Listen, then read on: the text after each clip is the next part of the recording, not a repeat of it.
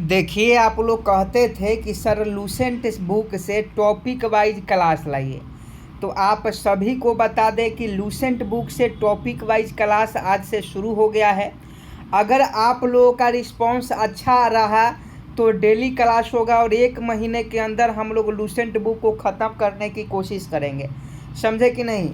और बिहार पुलिस हो, बिहार दरोगा हो या किसी भी एग्ज़ाम की तैयारी कर रहे हो जिसमें जीके जीएस से संबंधित क्वेश्चन पूछा जाता हो, तो आप सभी इस वीडियो में शुरू से लेकर अंत तक बने रहिएगा, क्योंकि आपका लूसेंट बुक से टॉपिक वाइज क्वेश्चन शुरू हो गया है। आप ही लोग कहते थे कि लूसेंट कोई नहीं पढ़ा रहा है, तो लूसेंट से टॉपिक वाइज हम क्लास अब लेकर आ गए हैं सिर्फ आपके लिए। तो आप सभी जितना हो सके वीडियो को शेयर कीजिए। देखिए, आज का पहला क्वेश्चन है कि रॉबर्ट ब्रूस फुट थे एक। रॉबर्ट ब्रूस फुट थे एक। तो देखिए, रॉबर्ट ब्रूस फुट जो थे एक भूगर्भ वैज्ञानिक थे और पुरातत्वविद थे। तो इसका सही जवाब उत्तर ए और बी दोनों हो जाएगा। रॉबर्ट ब्रूस फुट थे, भूगर्भ वैज्ञानिक और पुरातत्वविद थे। और आज का हमारा पहला जो टॉपिक है पाषाण काल है। पाषाण काल से संबंधित जितने भी लूसेंट बुक में क्वेश्चन है वो सभी क्वेश्चन आपको इस वीडियो में देखने को मिल जाएगा। तो आप सभी इस वीडियो में शुरू से लेकर अंत तक बने रहिएगा। और पाषाण काल से संबंधित ये क्वेश्चन है, तो पाषाण काल से संबंधित क्वेश्चन आप सभी के लिए बहुत महत्वपूर्ण है। अगला देखिए, कोपेनहेगन संग्रहालय की सामग्री से पाषाण, कांस्य और लौह युग का त्रियुगीय विभाजन किया गया था। तो इसका सही जवाब हो जाएगा ऑप्शन ए थॉमसन ने। थॉमसन ने कोपेनहेगन संग्रहालय की सामग्री से पाषाण, कांस्य और लौह युग का त्रियुगीय विभाजन किया था। तो थॉमसन ने ऑप्शन ए बिल्कुल सही जवाब हो जाएगा। यह 1818 में यह संग्रहालय बना था और 1820 में एक आयोग के रिपोर्ट के अनुसार थॉमसन ने इन्हें त्रियुगीय विभाजन में बांट दिया था। अगला क्वेश्चन देखिए, उत्खनित प्रमाणों के अनुसार पशुपालन का प्रारंभ हुआ था। देखिए, पाषाण काल से संबंधित क्वेश्चन है, तो आप सभी बोर मत होइएगा, क्योंकि लूसेंट जब आप पढ़ ही रहे हैं तो बोर नहीं होना है। तो देखिए, उत्खनित प्रमाणों के अनुसार पशुपालन का प्रारंभ हुआ था। तो 3 का ऑप्शन डी मध्य पाषाण काल में हो जाएगा। उत्खनित प्रमाणों के अनुसार पशुपालन का प्रारंभ मध्य पाषाण काल में हुआ था। अगला क्वेश्चन 4 नंबर देखिए, मध्य पाषाणिक प्रसंग में पशुपालन के प्रमाण जहां मिले वह स्थान है। फटाफट कमेंट बॉक्स में छाप दीजिए। मध्य पाषाणिक प्रसंग में पशुपालन के प्रमाण जहां मिले वह स्थान है, तो वह स्थान आदमगढ़ है। आदमगढ़ वह स्थान है जहां पशुपालन के प्रमाण मिले। नेक्स्ट प्रश्न देख लीजिए, 5 नंबर, निम्नलिखित में से किस स्थल से हड्डी के उपकरण प्राप्त हुआ है। फटाफट 5 का सही जवाब बताएं। निम्नलिखित में से किस स्थल से हड्डी के उपकरण प्राप्त हुए हैं। तो 5 का अगर आप ऑप्शन ए और ऑप्शन सी और डी बता रहे हैं, महदहा और सराय नहर राय, तो ये आपका बिल्कुल सही जवाब है। यह उत्तर प्रदेश के प्रतापगढ़ जिले में पड़ते हैं। उत्तर प्रदेश में प्रतापगढ़ जिला है जहां महदहा और सराय नहर है, वहीं हड्डी के उपकरण प्राप्त हुए थे। नेक्स्ट प्रश्न 6 नंबर देख लीजिए, हड्डी से निर्मित आभूषण भारत में मध्य पाषाण काल के संदर्भ में प्राप्त हुए। 6 नंबर प्रश्न का सही जवाब बताएं। हड्डी से निर्मित आभूषण भारत में मध्य पाषाण काल के संदर्भ में प्राप्त हुए।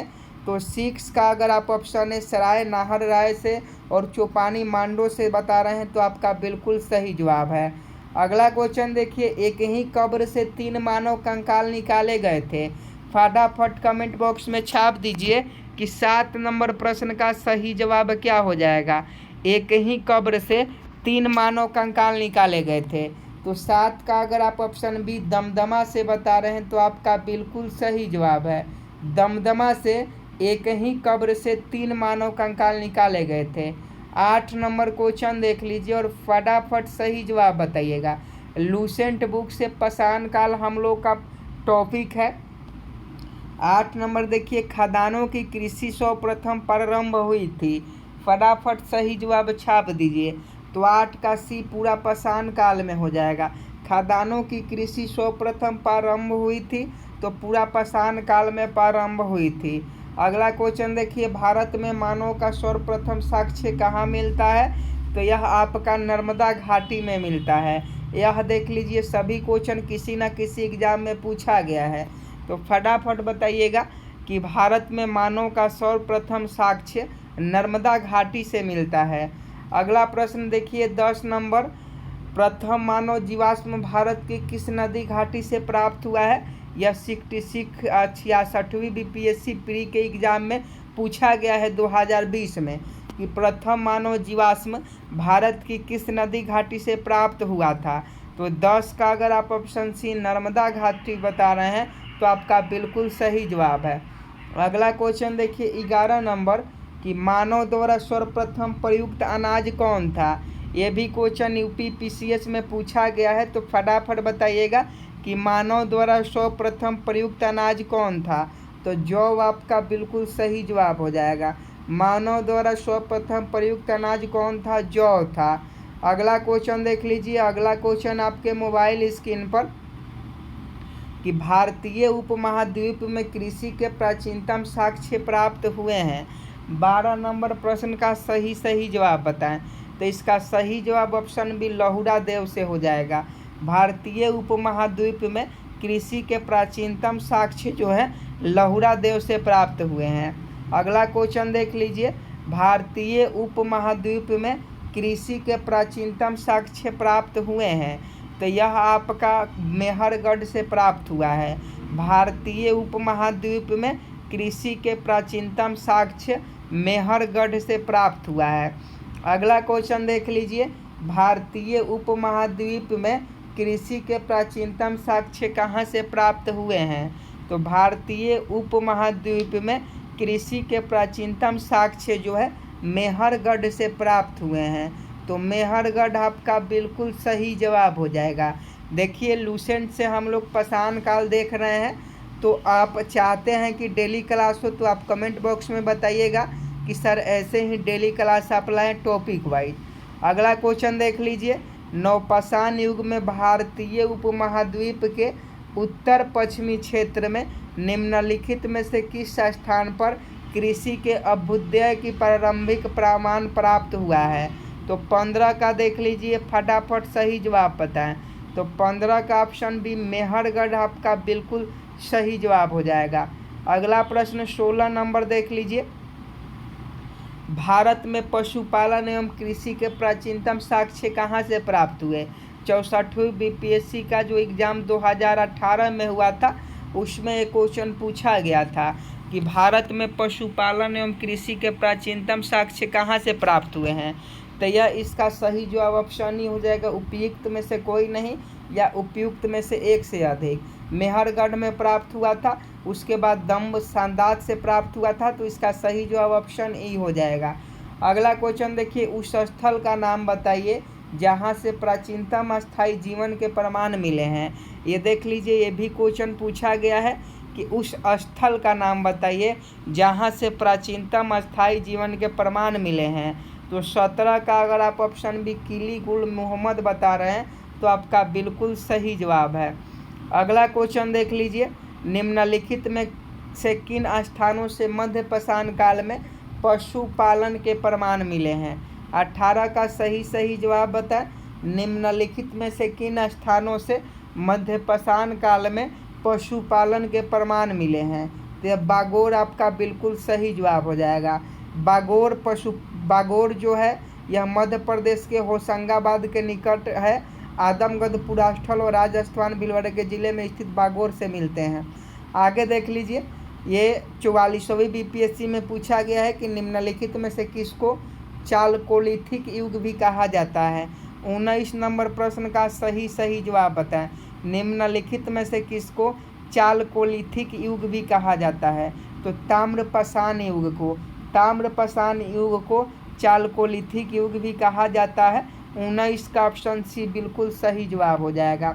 अगला क्वेश्चन 20 नंबर देख लीजिए, कि आहर सभ्यता के बारे में निम्न कथनों पर विचार कीजिए। तो ये बहुत बड़ा क्वेश्चन है, इसको छोड़ देते हैं क्योंकि इतना बड़ा क्वेश्चन बिहार पुलिस के एग्जाम में नहीं पूछे जाते हैं। आगे देखिए, निम्न में से किस एक पुरास्थल से पाषाण संस्कृति से लेकर हड़प्पा सभ्यता तक के संस्कृति का अवशेष प्राप्त हुए हैं?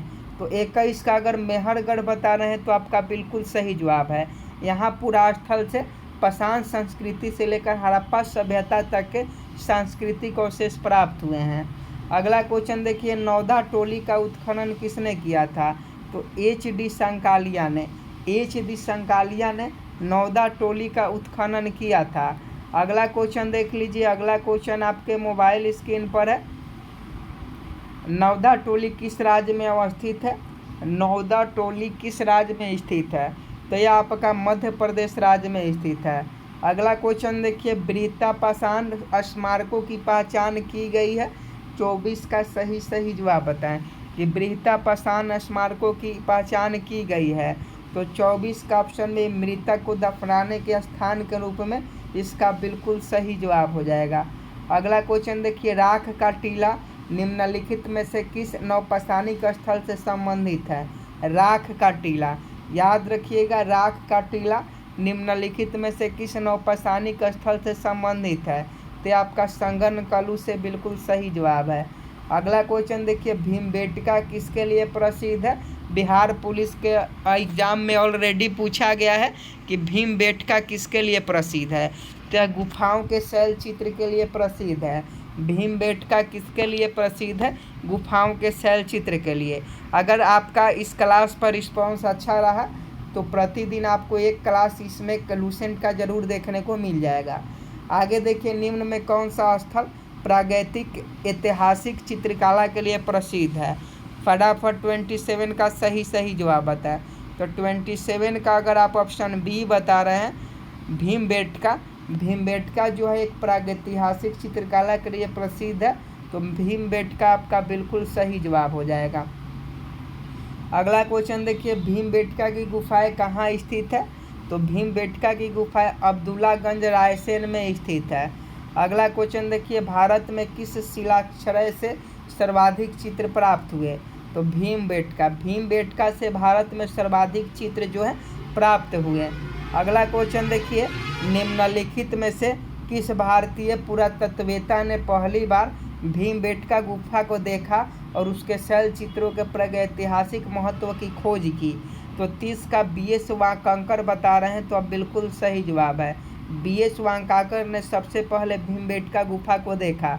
अगला क्वेश्चन देखिए, भीमबेटका को किसने खोजा था? तो भीमबेटका को खोजने वाला डॉक्टर विष्णुधर वांकाकर था। डॉक्टर विष्णुधर वांकाकर ने भीमबेटका की खोज की थी।